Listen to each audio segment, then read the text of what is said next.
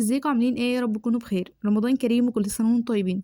قبل ما نبدا فيديو النهارده ما تنسوش تصلوا على النبي وتشتركوا في القناه وتفعلوا الجرس وتدوسوا على اللايك، ويلا بينا نشوف فطار النهارده ايه. فطار سابع يوم رمضان، هنعمل فيه كباب حله بطريقه سهله جدا وبسيطه، وكمان هعمل معاكم بطاطس محمره بس بطريقه مختلفه شويه. اول حاجه هنخرط بطاطس بالشكل ده ونغسلها كويس جدا ونغلي ميه على النار. دول كانوا 3 حبات من البطاطس، قشرتهم وغسلتهم كويس جدا وبعدين قطعتهم بالطريقة العادية اللي احنا بنقطعها بيها. بعد كده بقى هغلي مية على النار، هحط فيها معلقة ملح ونص ليمونة واسيبها لحد ما تغلي كويس جدا. واول ما تبدأ تغلي معايا بالشكل ده هضيف عليها البطاطس.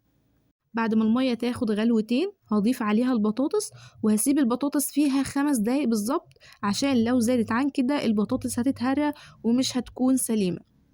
على ما البطاطس تاخد غلوة هكون مجهزة مية باردة تماما، اتأكد انها باردة، واول ما اطلع البطاطس هحطها في المية الباردة على طول. ولو حابين تغيروا المية وبرضه هتضيفوا مية باردة عادي، مفيش اي مشكلة. تعالوا بقى نعمل كباب الحلة مع بعض. هنجيب كيلو من اللحمة.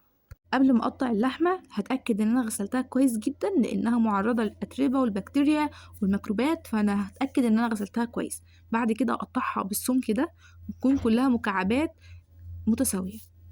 وما ينفعش ان لحمة كباب الحلة تكون صافية او لحمة صافية تماما، لازم تكون شايلة بعضها زي ما انتوا شايفينها بالشكل اللي قدامكم.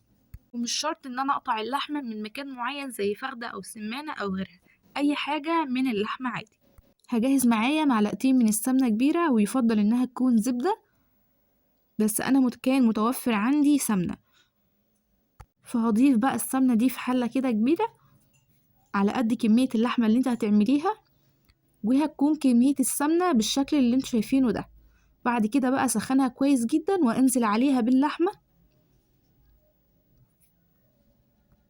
ثواني بسيطة خالص، وابدأ ان انا بقى اقلب في اللحمة كده بعد ما تاخد لون، واخلي اللحمة كلها تتلون للون البني اللي انتوا شايفينه ده. هبدأ بقى ان انا اقلب اللحمة بالطريقة اللي انتوا شايفينها دي عشان توصل للون ده. اول ما اللحمة توصل معايا باللون ده هكون مجهزة 5 فصوص من التوم مهروسين كويس جدا، وهضيفهم بقى وابدأ ان انا اشوح اللحمة بالثوم كويس قوي. واول ما يبدأ ريحة الثوم تطلع هضيف بقى عليها البهارات. البهارات هتكون عبارة عن معلقة من الكمون، نص معلقة من الفلفل الأسود، ومعلقة من الكزبرة الناشفة، ومعلقة من البهارات الحصى اللي احنا طحناها مع بعض، ومعلقة من القرفة، ومعلقة من البابريكا، وورقتين من الغار. هقلب البهارات كويس جدا مع اللحمة. بعد كده هكون مجهزة 3 بصلات حجمهم كبير وأفرمهم في الكبة، أو لو حابين تقطعوهم شرايح. انا هنا فرمت البصل في الكبة وبعد كده هضيفه على اللحمة واقلبه لحد ما يتلون ويبقى لون اللحمة بالظبط. بعد كده هضيف معلقة من السكر، ودي هتساعد ان البصلة تكون متكرملة ويكون طعمها حلو قوي مع اللحمة. بعد كده هضيف معلقة ونص من الملح، وهضيف طماطماية مبشورة ومعاها فلفل حامي على فلفل رومي. لو حابين تستغنوا عن الفلفل الحامي مفيش اي مشكلة.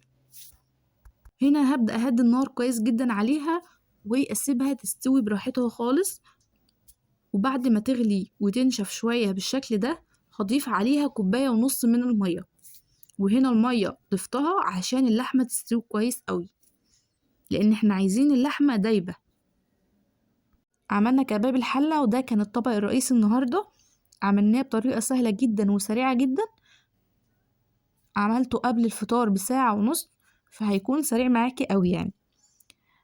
هسيبه بقى يغلي، وبعد ما يغلي هيبقى بالشكل ده، ولو احتاج ميه ضيفوله ميه عشان اللحمة تستوي، لان اللحمة بتختلف من انواع لانواع. فهسيبها تنشف اكتر من كده لانها تتاكل بعيش، فلو تتاكل برز فيكون كده افضل.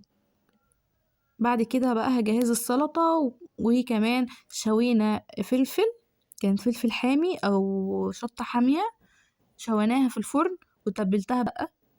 عملت كمان بتنجان الطاسة، كان حلو قوي، انا عملته معاكم قبل كده. وحمرت البطاطس وكانت مقرمشة جدا، جربوها بالطريقة اللي انا عملتها. وده كباب الحلة كان حلو قوي وطعمه حلو جدا وريحته كانت رهيبة بجد. فضيفوا الطريقة دي لقائمة فطار رمضان عندكم، هتعجبكم جدا. وهيكون طعمها حلو قوي. تعالوا بقى اقول لكم التحليه. كانت كنافه صوابع محشيه، هي كانت لسه طالعه من الفرن ويا دوب حطيت عليها السيرب وبوريها لكم. كانت حلوه قوي برضو، ماما اللي كانت عاملاها لان ما كانش في عندنا وقت نصور خالص، كنا بادئين فطار متاخر خالص يعني. وبس ده كان فيديو النهارده. ما تنسوش تقولوا رايكم تحت في الكومنتات، ولو عندكم وصفات تانية قولولي، او لو عندكم فطار تاني قولوا لي اجربه في رمضان. ما تنسوش بقى اللايك والشير والاشتراك في القناه وتفعلوا الجرس عشان يوصل لكم كل الفيديوهات اللي انا بنزلها جديد. كل سنه وانتم طيبين ورمضان كريم علينا جميعا، ويا رب يا رب في احسن حال. واشوفكم في فيديو جاي في رعايه الله.